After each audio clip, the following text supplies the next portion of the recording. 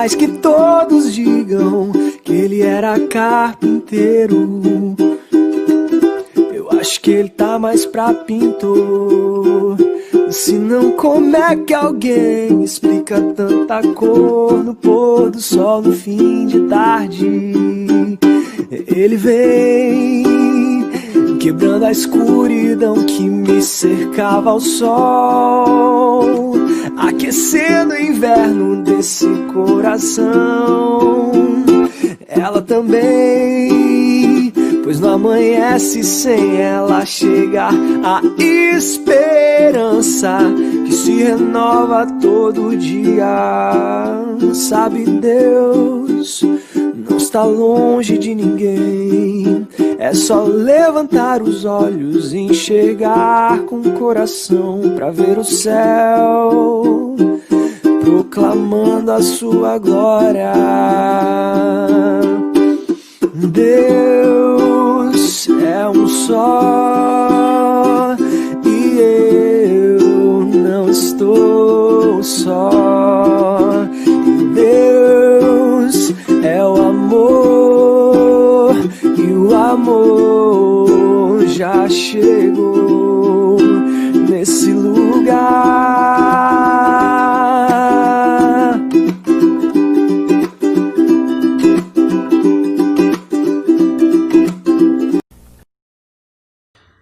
Olá pessoal, queridos irmãos, graça e paz, que bom podermos celebrar esse momento de 16 anos da comunidade do Muriti. É uma alegria nós olharmos para trás, vermos a história que aconteceu nessa comunidade, vermos o quanto Deus agiu sobre as nossas vidas. Você talvez tenha inúmeros testemunhos que você gostaria de compartilhar sobre o que aconteceu na tua história. Hoje nós queremos encerrar essa série que nós iniciamos, um novo capítulo de uma antiga história. Nós sabemos que é verdade, dentro da tua vida há um capítulo de uma história que iniciou com Cristo, né? E essa história que iniciou com Cristo, ela ainda não teve fim, ela ainda se dará no futuro um fim, ou diante da tua morte, ou diante da vinda de Cristo. Mas aquele que começou a história na nossa vida, que começou na minha, na sua vida, ainda está trabalhando. A gente tem que crer que esse trabalho ainda está continuando. Dentro dessa série, nós temos trabalhado alguns temas das quais nós temos visto Deus falando ao nosso coração. Eu espero que você tenha celebrado alegremente o passado, quando nós vimos através do pastor Juliano uma mensagem que nos faz olhar o que Deus fez na nossa história, não para vivermos uma nostalgia eterna, a gente viver do passado, mas a ideia é que a gente viva do passado, a ideia é que a gente olhe para o passado, observe o nosso presente para não perder o foco do futuro. E é sobre esse foco do futuro hoje que nós queremos observar a mensagem de hoje, porque ter foco no futuro é algo extremamente importante. Antes de falar sobre esse foco do futuro, dessa vida de sonhar intensamente o futuro, nós precisamos relembrar algumas coisas. Esse ano de 2020 está um pouco confuso, talvez você perceba isso. A gente percebe que o ano 2020 parece que não tem meses. O ano 2020 é um só por si próprio. O ano 2020 ele está um tanto quanto estranho por causa desse período de isolamento, pandemia e tudo mais que nós temos visto no dia a dia. A nossa comunidade, hoje, esse ano completa esses 16 anos, mas no início do ano dessa comunidade, no início de 2020, nós estabelecemos um desafio que nós chamamos de Desafio 2020. Esse desafio tinha em si 4 focos, né? Um deles era o plano de crescimento dos pequenos grupos. A gente desejava que os pequenos grupos, que hoje são apenas 2, até o fim desse ano se tornassem 4, ou no mínimo 3 grupos, surgissem novos grupos, novas pessoas que estão se reunindo em casas, Nossa ideia também era que nosso planejamento também envolvia o envolvimento de mais pessoas dentro dos nossos encontros na comunidade, nos nossos cultos de domingo, de nós não fazermos uma seleção de domingo do qual nós queremos participar, mas nós vivermos intensamente cada domingo da comunidade, não abrirmos mão de estarmos naquele ajuntamento de pessoas dentro da nossa comunidade. Um terceiro ponto que nós tínhamos como foco dessa comunidade para esse ano é atingirmos a fidelidade de mais pessoas dentro da contribuição da comunidade. Nós percebemos que nós somos boa parte dos nossos membros estão com emprego, com salário, mas boa parte dos nossos membros não se envolvem na contribuição da comunidade. Isso era algo que nós tínhamos como intensificar a comunicação a respeito dessa contribuição para que todos entendessem a responsabilidade cristã que nós temos na contribuição financeira. E por último, nós estamos num período de transição. Transição porque a minha família e eu estamos apenas mais esse ano dentro dessa comunidade. Talvez a gente permaneça um pouco mais no Crato, mas como pastores dessa comunidade, nós ficaremos até dezembro desse ano, porque nós estamos também entrando num período de transição para ir para um outro projeto de plantação de igreja na Ásia. Mas isso não significa então que esse ano, 2020, é um ano crucial para que os grupos cresçam, para que as finanças da comunidade estejam em dia, para o envolvimento dessas pessoas dentro de um ministério, de uma liderança, e para que a igreja esteja preparada para esse período de saída desse casal de liderança que é a minha família. Porém, a gente percebe que com o ano de 2020 tendo chegado, a gente teve o desafio do coronavírus, do isolamento, de reestabelecer propósitos e metas, porque nós estamos dentro de um período em que o nosso foco desse planejamento tem sido abalado por essa estrutura do coronavírus. Logo, eu tenho que dizer, o nosso foco do desenvolvimento dessa comunidade nunca foi cancelado. Nós continuamos sendo uma igreja que, embora não pode se juntar dentro do prédio que nós gostamos de nos encontrar todos os domingos à noite, nós continuamos sendo uma igreja que está envolvida com os pequenos grupos, que estão todos acontecendo online. Nós somos uma igreja que está envolvida com os cultos de forma online, como você está assistindo esse culto da sua casa, e nós somos uma igreja que tem levantado suas finanças para o sustento. Algumas pessoas talvez estão com dúvidas de como podem fazer a sua oferta da comunidade. Então, vai ser bem simples. Aqui na tela vai estar aparecendo um número agora, e esse número você pode doar através dessa agência e conta. Vai estar o CNPJ da comunidade aí também. Você pode fazer uma transferência da maneira que você achar mais prático fazer esse depósito ou transferência.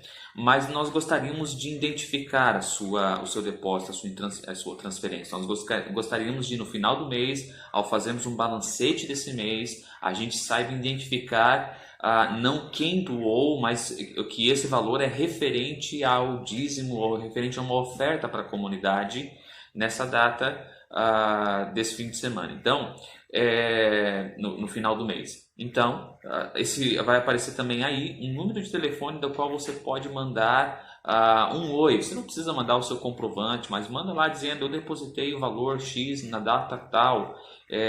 Esse valor é referente a uma oferta para a comunidade. Esse valor é referente ao meu dízimo, a minha contribuição mensal para essa comunidade. Dependendo de como for a tua contribuição, vai lá, coloca nesse valor ali na descrição para ficar fácil, ok? Tendo dito isso, hoje nós não queremos ficar em cima desse tema sobre finanças. Nós estamos encerrando essa série que nós começamos há um mês atrás, um novo capítulo de uma antiga história, e nós queremos trabalhar o foco dessa comunidade a partir desse momento. Nós estamos comemorando 16 anos de história e dentro dessa história nós temos sim que observar o passado para que a gente se mantenha firme no futuro e que se mantenha firme no presente e que o futuro não abale a nossa estrutura. Por isso, deixa eu mencionar aqui uma frase de um pensador, um filósofo brasileiro chamado Antenor Nascentes. Ele diz: o foco é o ponto para onde convergem raios emitidos por uma mesma fonte de luz e calor. Ponto de reunião, sede principal, centro de qualquer coisa. O foco é aonde a gente encontra o centro da nossa visão, aonde a gente mantém o foco direcionado a uma posição apenas, e isso não diverge conforme a gente anda. Nós não podemos ser uma comunidade, por exemplo, que caminha 2 passos e muda de ideia. Agora eu quero que seja assim, agora eu quero que seja assim. O nosso foco é apenas sermos uma igreja relevante no mundo, uma igreja centrada em Cristo e uma igreja que está em movimento em favor daqueles que estão do lado de fora que não conhecem a Jesus. Ao mesmo tempo, dentro desse processo, nós crescemos como Cristo. Eu gostaria de mencionar aqui 2 passagens bíblicas para a nossa meditação de hoje que vão nos trazer pontos de uma pessoa que fugiu do seu foco, que abriu mão do seu foco, negociou o seu foco e com isso acabou negociando a sua bênção, e uma pessoa que se manteve firme até o final. Qual a consequência de um e qual a consequência do outro? Primeiro, eu queria que você que tiver a sua Bíblia em mãos ou estiver acompanhando aí na nossa tela, em Gênesis capítulo 25, diz o seguinte: certa vez, quando Jacó preparava um ensopado, Esaú, deixa eu explicar primeiro o contexto dessa história.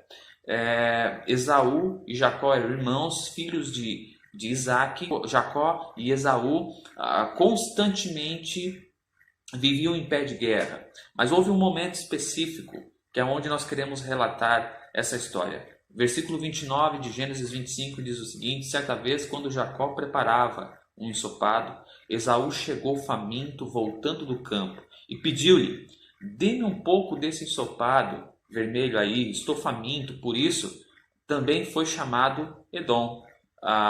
Respondeu-lhe Jacó: venda-me primeiro o seu direito de filho mais velho. Disse Esaú: então estou quase morrendo. De que me vale esse direito?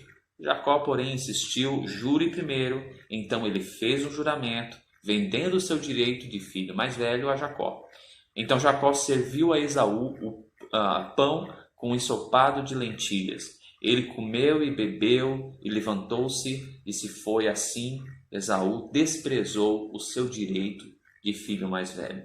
Naquela cultura, naquele contexto, ser o filho primogênito da família é uma base que você tem para ser o líder daquela casa na falta do seu pai, aquele que recebe uma bênção especial do seu pai. Isso era ser o filho primogênito. Você tem um papel exclusivo e especial.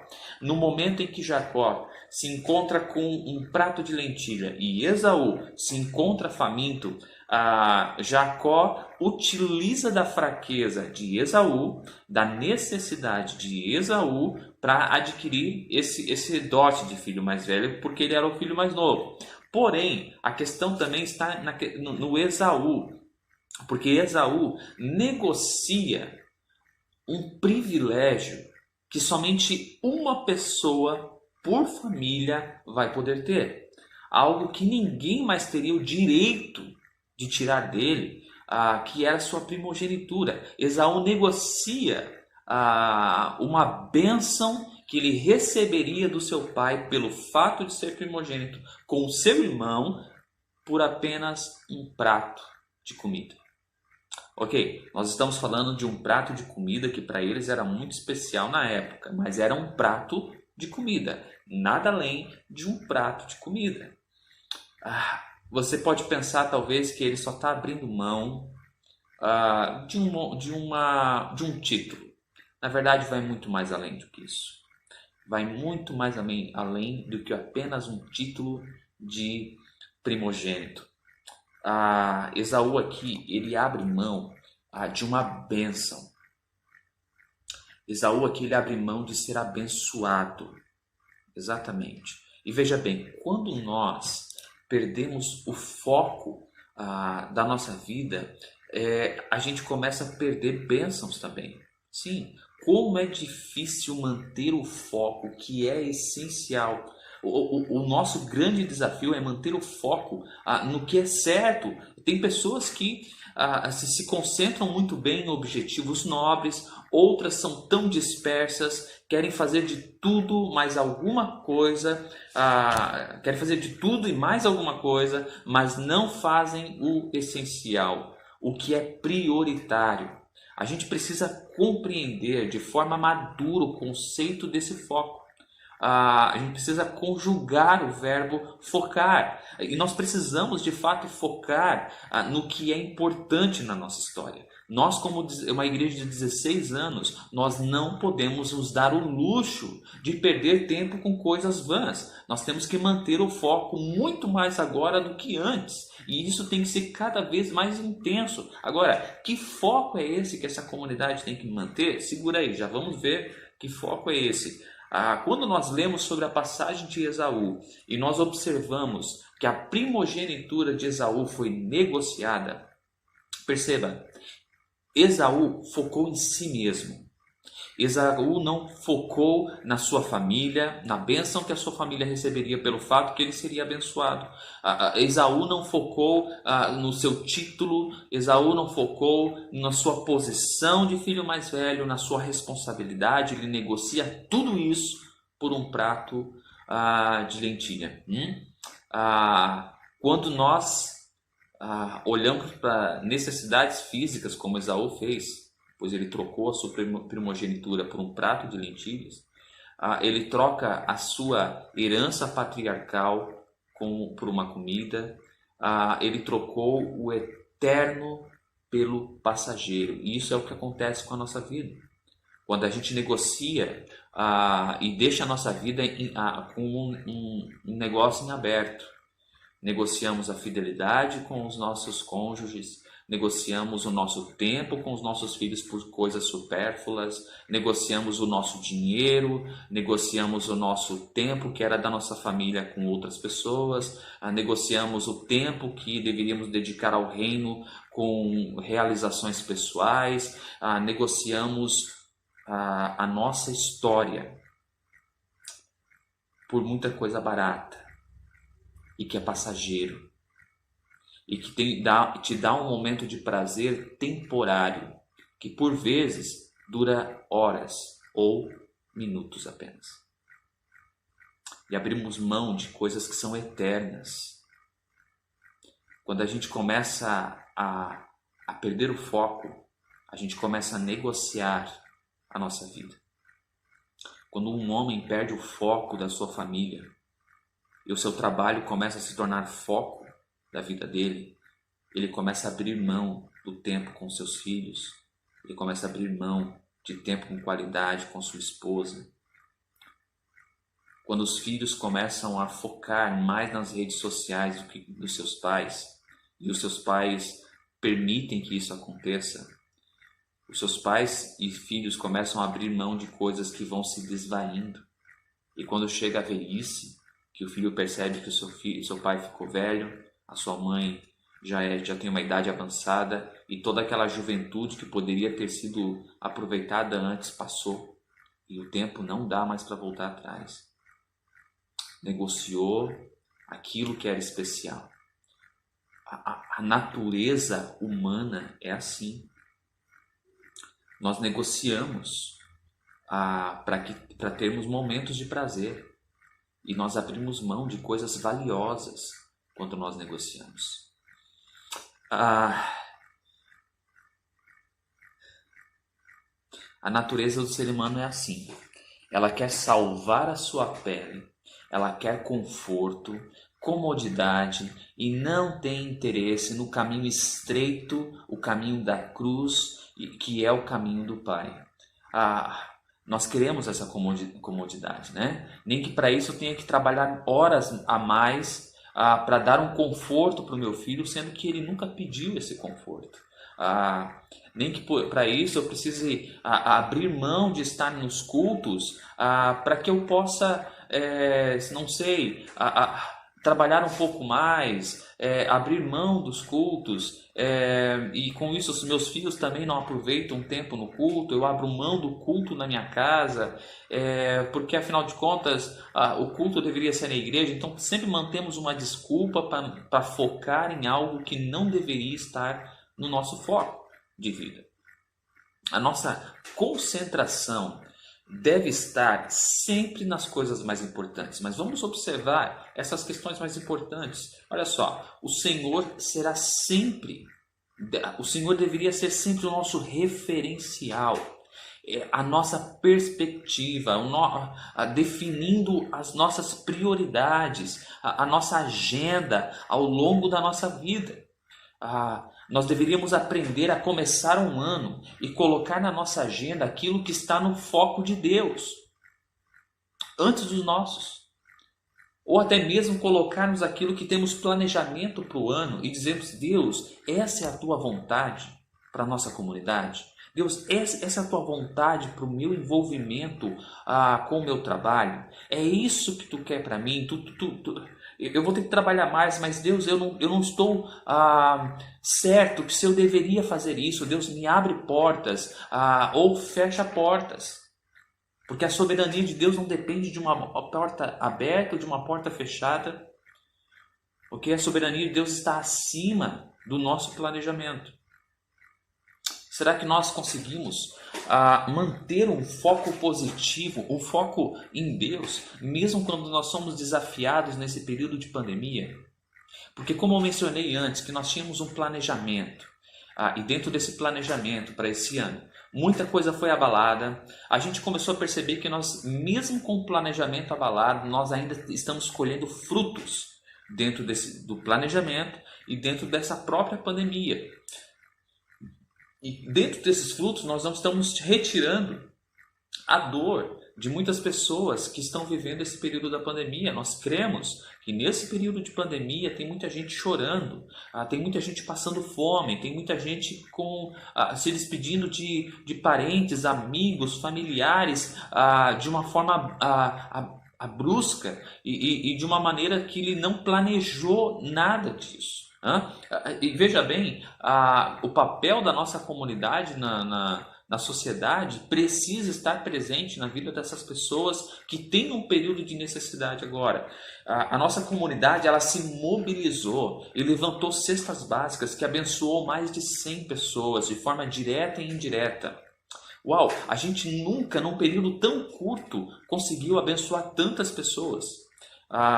E tem mais, a nossa comunidade não perdeu o foco de contatos. Quantos de nós já não recebeu uma ligação de alguém da nossa comunidade que ligou para você só para saber como você estava e pelo que nós poderíamos orar por você?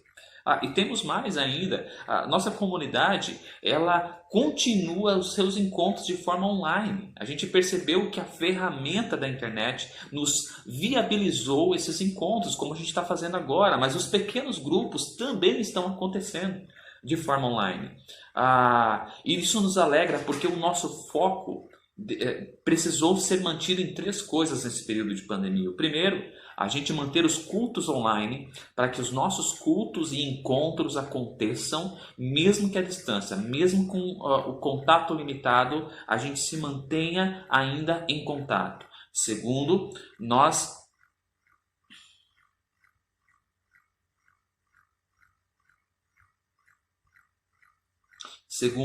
a gente entendeu que era extremamente importante que todo mundo estivesse sendo contactado, que nós ligássemos para cada pessoa dessa comunidade e entendêssemos a importância de mantermos o contato direto com essas pessoas. Terceiro, nós doarmos cestas básicas e levarmos algum tipo de mantimento para pessoas que nesse período estão sem emprego, diminuíram sua renda e talvez nem consigam pagar as suas contas.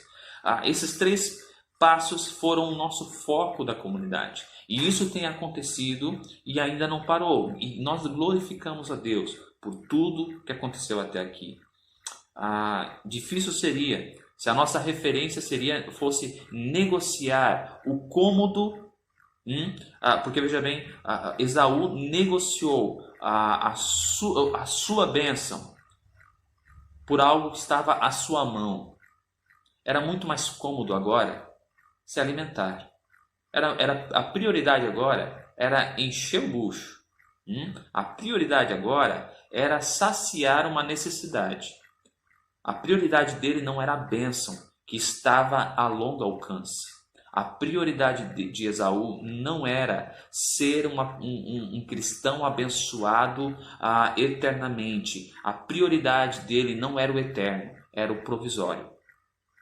Se a nossa comunidade for sonhar com o futuro, que seja para sonhar com algo eterno. E esse algo eterno não envolve o prédio da comunidade. Investimento no prédio da comunidade. Isso está terceirizado. Isso é algo que não está na nossa prioridade. O foco dessa comunidade, aqui nós entramos de fato no foco da comunidade, é aquilo que é eterno. São esses relacionamentos que nós temos feito nesses 16 anos de história de igreja. Isso é eterno. Ninguém rouba de nós. São as pessoas que têm passado por essa comunidade, têm gerado vínculos na nossa história. Isso é eterno. É a história que Cristo começou na nossa vida há 16 anos atrás. Isso é eterno.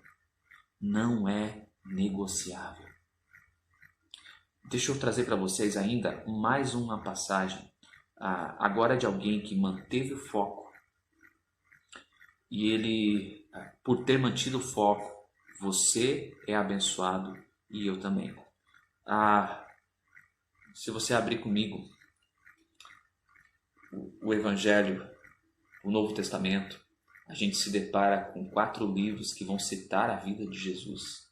E se você for olhar esses livros, você vai ver que Jesus é o nosso maior exemplo de alguém cujo foco foi morrer por nós, satisfazendo plenamente a justiça de Deus. Ele satisfez toda a justiça do Pai para que nele pudéssemos ser perdoados, livres e abençoados. Jesus sempre deixou muito claro a sua posição dessa missão: buscar e salvar o que se havia perdido.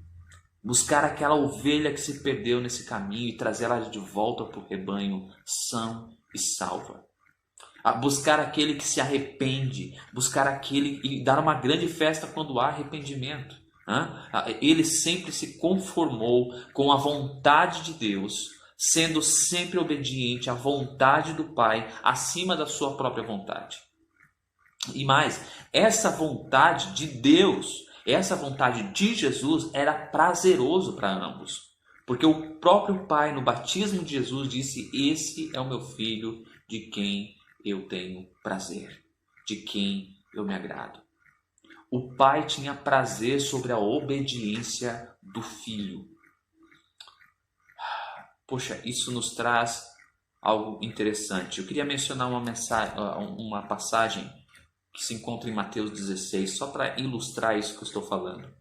Mateus 16, verso 21 diz assim: desde aquele momento, Jesus começou a explicar aos seus discípulos que era necessário que ele fosse para Jerusalém e sofresse muitas coisas, nas mãos dos líderes religiosos, dos chefes dos sacerdotes e dos mestres da lei, e fosse morto e ressuscitasse no terceiro dia. Então, Pedro, chamando-o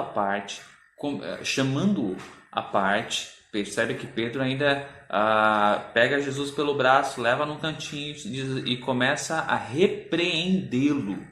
Está entendendo a ousadia de Pedro? Ele pega Jesus, leva para um lugar a sós e começa a repreender Jesus, dizendo: nunca, Senhor, isso nunca te acontecerá. Isso é ousadia, hein? Isso aqui é ousadia. Agora, olha a resposta de Jesus. Jesus virou-se e disse para Pedro: para trás de mim, Satanás. Tu é uma pedra de tropeço para mim. Consegue perceber o quanto Jesus diz: Satanás, você é uma pedra de tropeço para mim, e não pensa nas coisas de Deus, mas nas dos homens. Percebe uma coisa? Não focar nas coisas de Deus, mas dos homens, não é a estratégia de Deus, é a estratégia do diabo. Então quer dizer que toda vez que nós tirarmos o nosso foco do reino de Deus e colocarmos o nosso foco em nós mesmos, nós estamos vivendo a maneira de vida estabelecida pelo diabo, que pensa em si próprio, que não olha para o próximo, que pensa somente no seu próprio umbigo. E aí nós começamos a observar, por exemplo, pregações na internet, pregações de pastores que vão dizer o seguinte: você é o centro dos olhos de Deus, você é o foco de Deus, e tira o foco do cristão do reino de Deus. E para de fazer o cristão observar, na verdade, a cruz que ele precisa carregar, e negar a si próprio para andar com essa cruz. O versículo 24 diz o seguinte: então Jesus disse aos seus discípulos: se alguém quiser acompanhar-me, negue-se a si mesmo, tome a sua cruz e siga-me. Pois quem quiser salvar a sua vida a perderá, mas quem perder a sua vida por minha causa a encontrará. Pois que adianta o homem ganhar o mundo inteiro e perder a sua alma? O que o homem poderá dar em troca a sua alma? Se nós, como cristãos, começarmos a botarmos a nossa vontade no centro, o nosso cansaço espiritual como o centro da nossa vida, a nossa fadiga por causa dos dias que nós vemos, se nós formos o centro de nós mesmos, nós temos um problema. Porque como é que fica quando queremos ser igreja? Como é que nós ficamos quando nós queremos estabelecer um relacionamento com a igreja, se nós estamos no nosso próprio foco? Quando nós nos relacionamos com a igreja, quando nós nos relacionamos com a igreja de Cristo, com foco no reino, o nosso relacionamento tem um perfil diferente. Quando nós nos relacionamos com a igreja, com foco nas nossas vontades, nosso relacionamento tem outro perfil. E esse outro perfil não pertence a Deus. E se não pertence a Deus, só pode pertencer ao diabo. Para finalizar essa mensagem, para finalizar essa série, nós, há um tempo atrás, alguns episódios atrás, tratamos desse versículo de Hebreus, capítulo 12. Eu queria relembrar isso para nós encerrarmos aqui. Hebreus capítulo 12, verso 1, diz o seguinte: portanto também nós, rodeados de tão grande nuvem de testemunhas, depois de eliminar tudo que nos impede de prosseguir e o pecado que de tudo que nos impede de prosseguir e o pecado que nos assedia, corramos com perseverança a corrida que nos é proposta, fixando os olhos em Jesus, o autor e consumador da nossa fé, o qual, por causa da alegria que lhe estava proposta, suportou a cruz, não fazendo caso da vergonha que sofreu, e está sentado à direita do trono de Deus. Esse é o nosso foco da nossa vida, manter os olhos fixos em Cristo. Não esquecer o sacrifício que foi feito naquela cruz, porque é o foco de Jesus, de nos trazer a salvação, nos trazer vida, nos derramar a sua graça, foi concretizado. O nosso foco, então, é que essa graça que veio até nós de forma imerecedora, essa graça que foi derramada até nós sem que merecêssemos, seja entregue também, anunciada para as pessoas que não conhecem a Cristo como nós não conhecíamos há um tempo atrás. Esse é o nosso objetivo e foco de vida. Agora, nós não podemos perder o foco do reino de Deus na nossa vida. Nós não podemos perder o foco do tamanho da vontade de Deus para a nossa comunidade, para o futuro da nossa comunidade. Esse foco, a vontade de Deus, ela é sempre boa, perfeita e agradável, como diz Romanos 12:2. Imitemos ao Abraão, que não perdeu o seu foco e se tornou o pai da fé, ao Neemias, que não perdeu o seu foco e foi o construtor de Deus, ao jovem Daniel, que era um jovem de oração e passou pela prova, foi jogado na cova de leões e sobreviveu porque ele não perdeu o foco na esperança que ele tinha nesse Senhor. E principalmente a Jesus, o único Salvador e Senhor da nossa vida. Atentemos para o conselho do escritor de Hebreus, quando ele se refere dizendo que, se referindo ao precioso Salvador, dizendo, portanto, também nós, rodeados de tão grande nuvem, pessoas estão nos observando, mas não percam foco. Não se distraia a conquistar ao teu redor. E elimine o peso morto para conseguir atingir a meta. Mas o centro dessas palavras dele está quando nós precisamos manter os olhos em Cristo.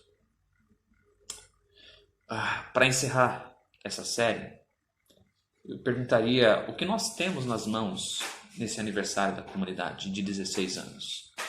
O que nós temos para oferecer nesses 16 anos para Deus? O que é de fato importante nesses dias?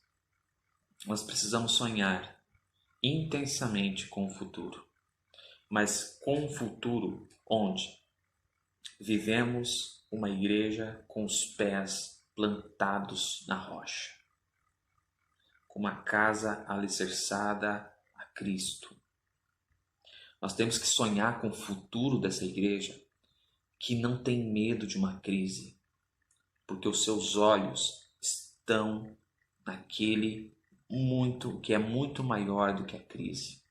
E por último, decidir correr para o alvo sem perder o tempo, sem perder tempo com aquilo que é desnecessário, sem perder tempo com projetos que não engrandecem o reino de Deus, sem perder tempo com coisas que não nos focam ao reino de Deus. Eu queria que você hoje fechasse teus olhos. Se você está com a sua família aí do seu lado, pega na mão deles, fecha teus olhos e agora tem um tempo de oração com a tua família. E aproveita esse tempo, engrandece o Senhor por aquilo que Ele fez na tua história. Aos dias que nós vivemos de alegrias nessa comunidade. Se você tem projetos para o teu futuro, agora coloca diante de Deus. E fala, Deus, eu quero pensar e focar naquilo que Tu tens para mim. Não perca o foco da rocha, que é Cristo. Que o Senhor nos abençoe. Porque esse trajeto é árduo, mas o Senhor está à frente. Ora com tua família agora. Ora com tua família. Vai tocar um louvor agora. E enquanto esse louvor está sendo ministrado, ora com tua família e ora sobre aquilo que está no teu coração, para que o Senhor seja engrandecido. Em nome de Jesus. Amém.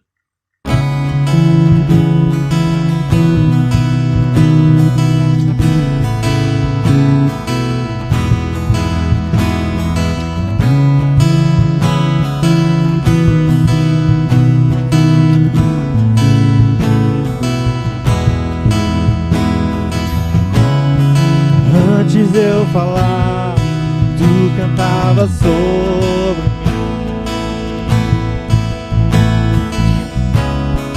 Tu tens sido tão, tão bom pra mim. Antes de encontraste tua vida em mim. Tudo tem sido tão, tão bom pra mim. Oh, impressionante, infinito, ousado amor de Deus. Oh, que deixa as 99 só pra me encontrar. Não posso comprá-lo, nem merecê-lo, mesmo assim se entregou. Oh, impressionante, infinito, ousado amor de Deus.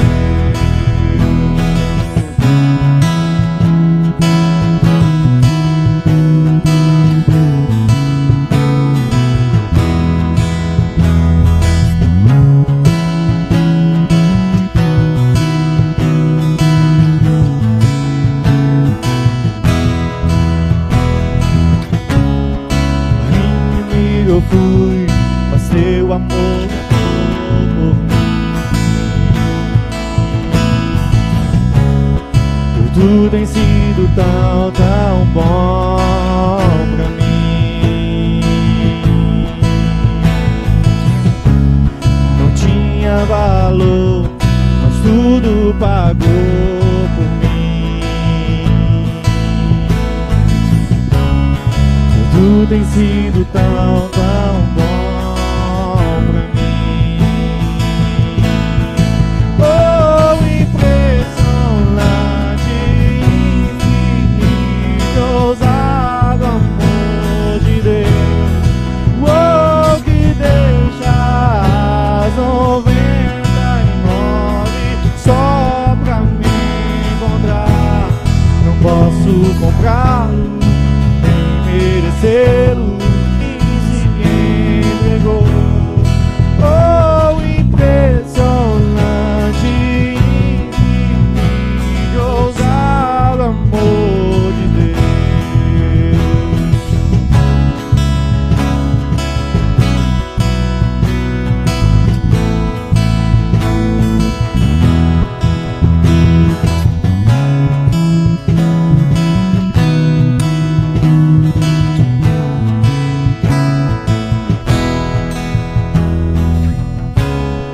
Luz para sombras, escala as montanhas pra me encontrar.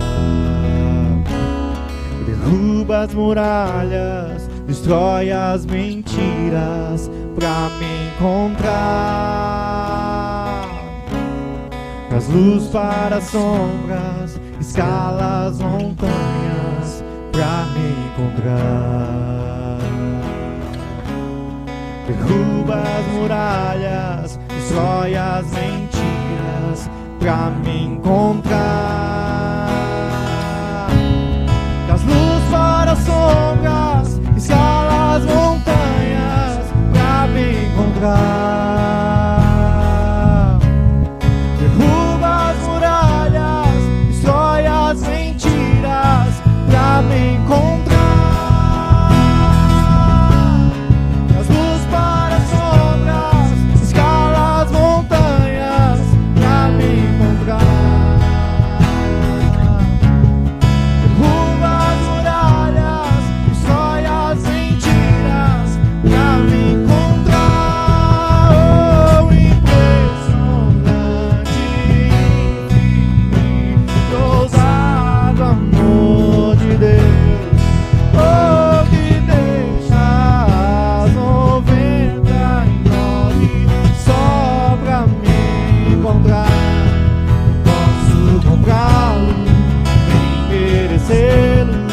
Mesmo assim se